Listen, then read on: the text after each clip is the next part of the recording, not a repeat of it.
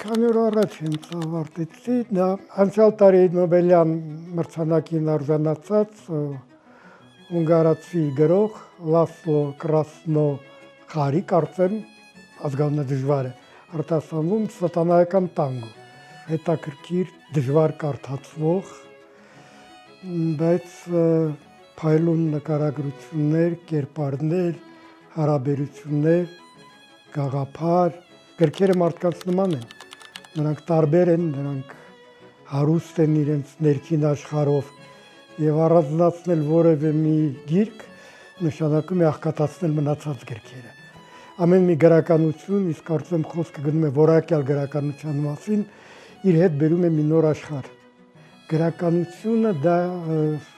դասագիրք է իսկապես, կյանքի դասագիրք։ Խորհուրդ տալ չեմ սիրում, պարզապես կկիսվեմ երևի սեփական փորձից, այնպես որ կարդացեք,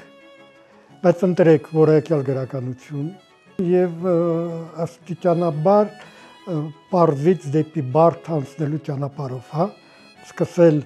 հին հունական առասպելներից, Դյումայից եւ կամաց այդպես դեպի Կաֆկա, դեպի Սելինջեր եւ այլն։